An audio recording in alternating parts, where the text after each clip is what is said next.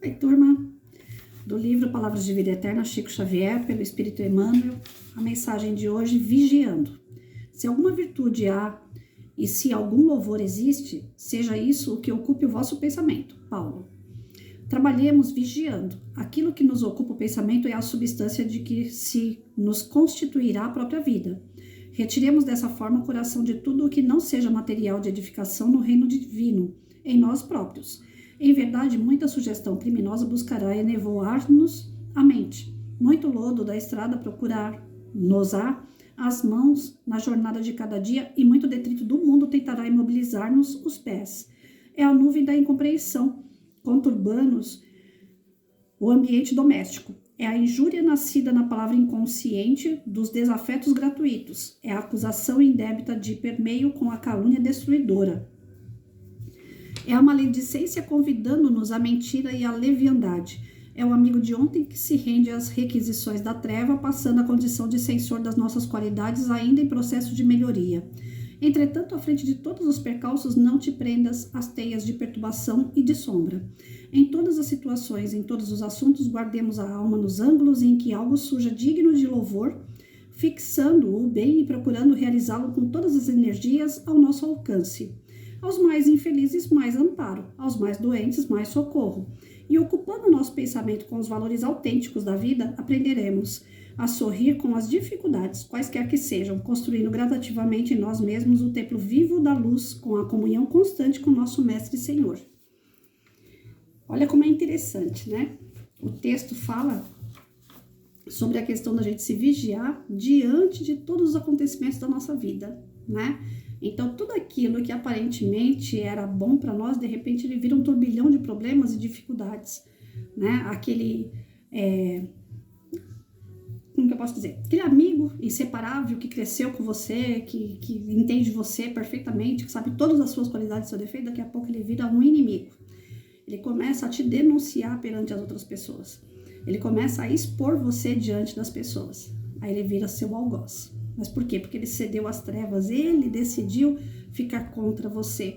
E às vezes você deu esse motivo, você deu essa brecha para que esse mal entrasse, por falta de vigilância. Seu relacionamento. Muitas das vezes a gente discute com o cônjuge, com o namorado, com a namorada, né, com a esposa. Por quê? Por falta de vigilância, por falta de conhecer todos os aspectos e as fraquezas que nós temos. A gente se preocupa muito com a carcaça, né? Com aquilo que a gente vê, mas a gente esquece daquilo que a gente não vê.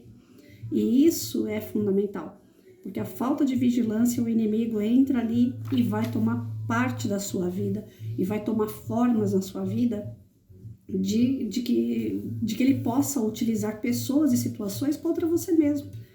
Então, a vigilância, ela não é uma questão... Quando Jesus dizia orar e vigiar, não é uma questão só bíblica, uma questão bonita de se falar, algo que está tão longe da gente entender, compreender e praticar. Pelo contrário, isso é algo que dá para a gente fazer, não tem desculpa, né? Se você está na sua casa, estão te chamando para ir para um bar, para ir para um jogo de futebol, um churrasco, e você, enquanto marido, vai deixar sua mulher sozinha em casa para poder se divertir, né? Isso não é legal. Ah, mas tem que ter um momento do casal, não é para ficar colado 24 horas. Não, não é para ficar colado 24 horas. Só que você decidiu ter um cônjuge. Você decidiu, ninguém colocou uma arma na tua cabeça, então você tem que valorizar aquela pessoa que está com você. Você gostaria de ficar jogado de lado enquanto a sua mulher vai se diverte? Não, né? E ninguém gosta de ser colocado em segundo plano. Só que as pessoas acabam se acomodando. Ah, ele vai, eu também vou. Ah, ele faz, eu também faço. E nisso aí a gente vai dando brecha. Né, uma conversinha desse tipo assim, ó, pequenininha que for. Uma pessoa casada não pode ver uma outra pessoa e achar bonito? Pode. Mas do achar bonito já vem o desejo. E o desejo já é uma brecha. Eu estava falando essa semana aqui no estudo que nós fizemos, né? O De Luca falou em palestra isso, que o Chico atendeu uma mulher que chegou a ele com dor de cabeça fortíssima, ela não sabia dizer o que era. Enquanto ela estava sendo atendida pelo Chico, foi atendido o seu espírito pelos amigos espirituais. O seu perispírito estava lotado de sujeira que o marido tinha depositado nela só pela maldade de falar coisas desagradáveis, de querer matar ela, de ter ódio dela.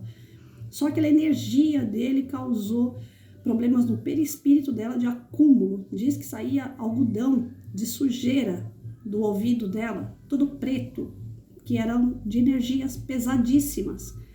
Então, quando a gente olha, quando a gente deseja alguma coisa, quando a gente manda para alguém, né?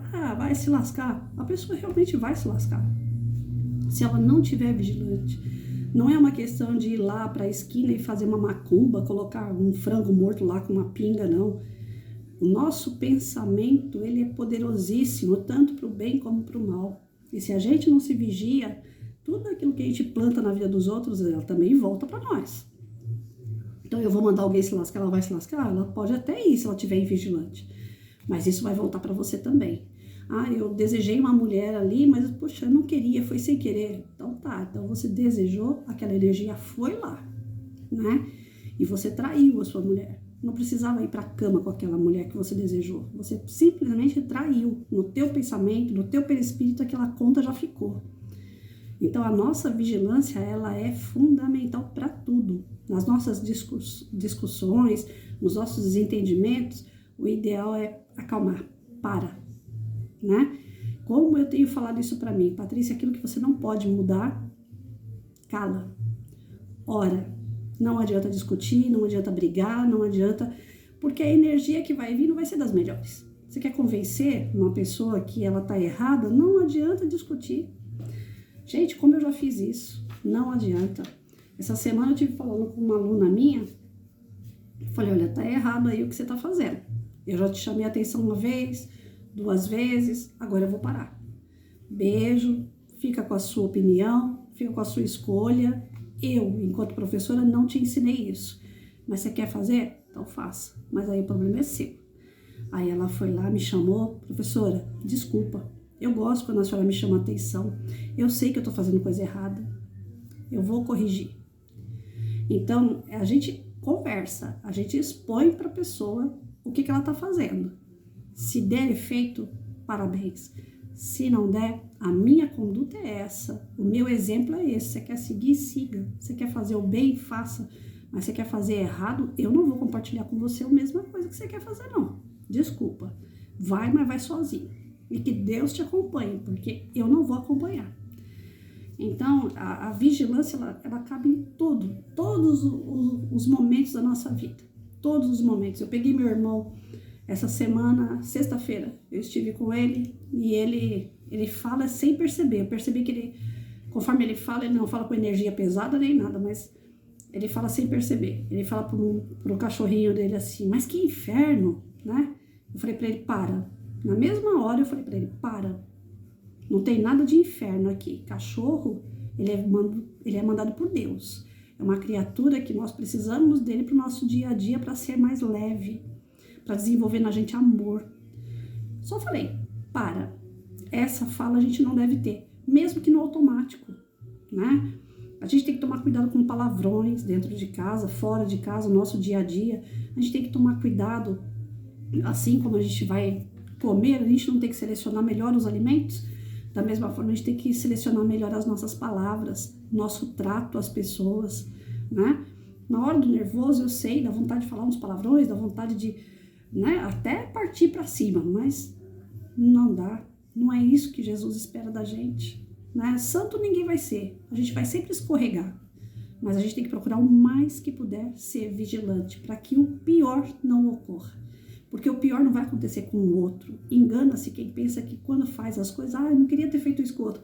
O problema não é o que você fez lá com o outro. Também é, mas nem tanto. O problema é o que você fez com você mesmo. O que você está guardando para você mesmo.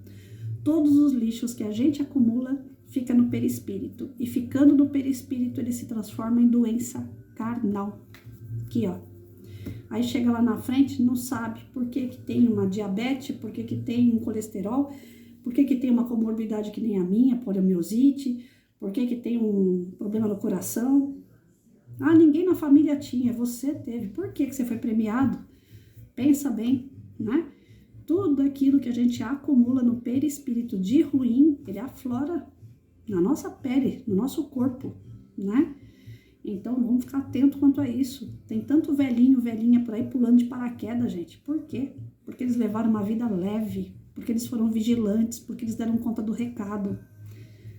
Deus espera isso da gente também. Bora lá. Não é fácil? Não. Mas a vigilância até que é. Pensa bem nessa lição.